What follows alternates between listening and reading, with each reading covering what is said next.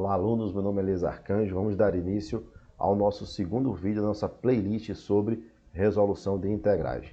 Então, nesse vídeo, iremos falar sobre as integrais indefinidas, logo após a nossa vinheta.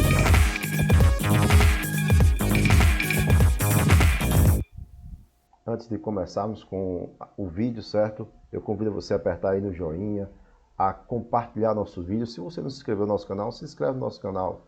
Então, vamos à resolução das integrais indefinidas. Então, vamos dar início, certo, à resolução das integrais indefinidas, fazendo uso também do teorema fundamental do cálculo. Então, se f for contínua em AB, então a integral de f' de x dx vai ser igual a uma função f' de x mais c, em que f' de x mais c é uma função tal que a sua derivada é igual a f' de x. Então, diferente de uma integral definida, certo? Uma integral indefinida, ela tem como resposta uma função, né? As integrais definidas, como nós vimos no nosso primeiro vídeo, ela tem como resposta um número, certo? Uma integral definida, ela tem como solução uma função. Na verdade, não uma função, mas uma família de funções. Porque quando eu quero determinar a integral de f' de x, eu não tenho uma única função como resposta, certo? Se você diz que a integral de f' de x dx é igual a f' de x, tal que a sua derivada é f' de x, então esse f' eu posso chamar de primitiva de f'. Mas só que qualquer constante que eu somar a f', essa soma da função mais a constante continua sendo solução. Por quê, professor? Porque a derivada de uma constante, certo, é zero. Então, como eu vou ter aqui várias respostas possíveis, então para generalizar, nós vamos afirmar, certo, que a integral de f' de x dx é um f' mais c, onde c vai representar essa constante, ok? Para ficar bem clara a diferença entre as duas, vamos resolver aqui uma integral indefinida e, na sequência, uma integral definida da mesma função. Então, começar aqui com a letra A. Então, eu quero saber que é a integral da secante ao quadrado de x dx. Então, aqui é uma integral indefinida. Observe que não tem os limites aqui. Então, eu pergunto, qual é a função, certo, que derivando da secante ao quadrado? Essa função vai ser tangente. Tangente de x. Então, tangente de x é a resposta. Mas não só tangente de x tem essa resposta. Qualquer outra constante que eu somar a tangente continua sendo solução, continua sendo integral da secante de x. Então, para generalizar, eu vou dizer que a resposta é tangente de x mais c. Então, isso aqui vai representar o quê? Uma família de soluções, ok? Na letra B, eu agora tenho a integral de secante ao quadrado de x dx, agora de 0 até π sobre 4. Então, isso aqui é a integral de secante ao quadrado de x, é tangente de x. Só que é tangente de x variando de 0 até π sobre 4. Então, isso vai ser a tangente de π sobre 4 menos a tangente de 0.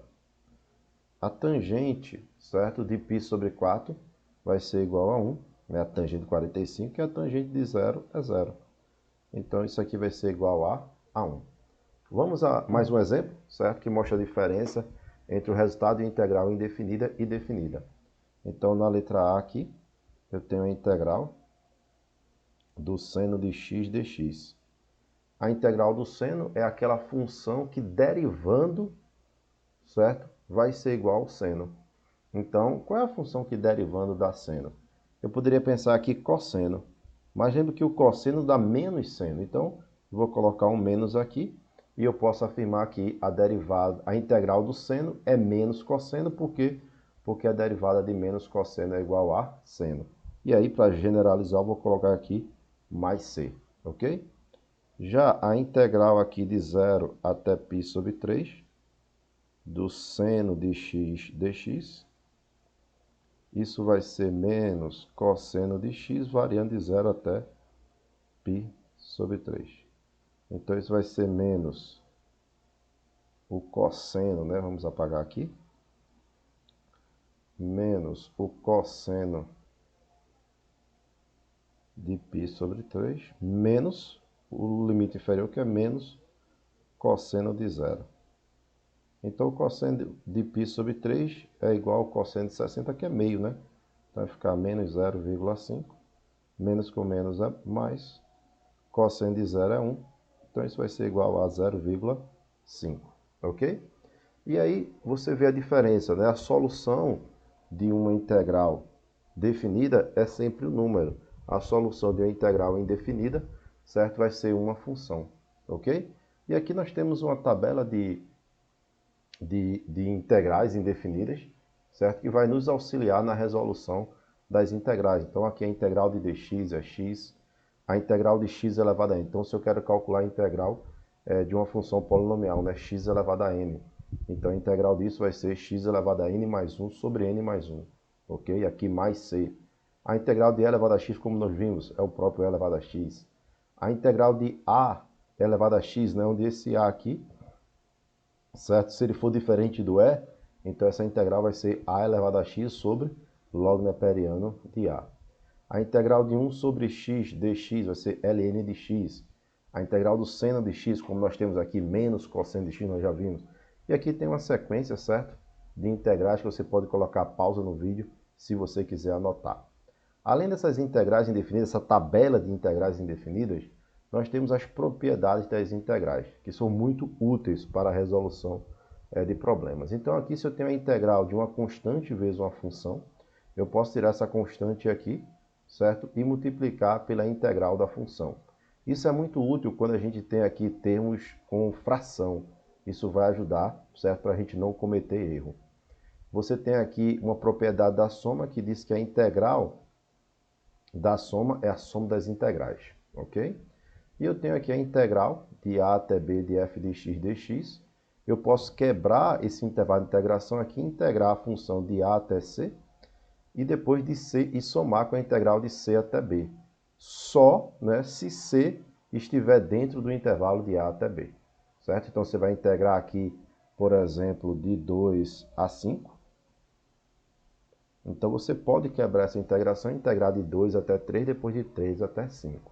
Tudo bem? Vamos aplicar essas propriedades? Então nós temos aqui, ó, enquanto a integral indefinida geral, a integral de 12x ao cubo menos 3x quadrado, desculpe, a integral de 12x ao cubo menos 3 secante ao quadrado de x dx. Então, deixa eu copiar isso aqui, então vai ficar a integral de 12x ao cubo menos 3 secante ao quadrado de x dx. Então, primeiro vamos aplicar a segunda propriedade, que diz que a integral da soma é a soma das integrais. Então, isso vai ficar a integral de 12x ao cubo dx menos a integral de 3 secante ao quadrado de x dx. Ok? Depois de aplicar aqui a nossa primeira propriedade, a segunda propriedade, vamos aplicar a primeira, onde eu posso tirar essa constante aqui e colocar fora da integral. Então, vai ficar 12 vezes a integral de x ao cubo dx, menos 3 vezes a integral de secante ao quadrado de x dx. Ok?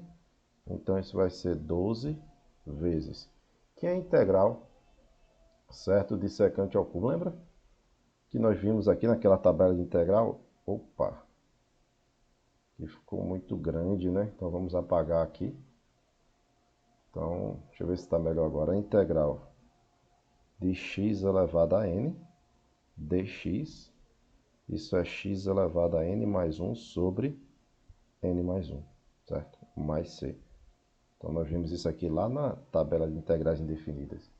Então, significa dizer que isso aqui vai ser igual, né, a x elevado a 3 mais 1 sobre 3 mais 1, menos 3 vezes a integral de secante ao quadrado. A integral de secante ao quadrado é tangente de x. Então, eu vou colocar aqui no final aqui mais c, né, já que eu tenho integral indefinida. Então, isso vai ser 12 vezes x à quarta sobre 4, menos 3 vezes a tangente de x mais c.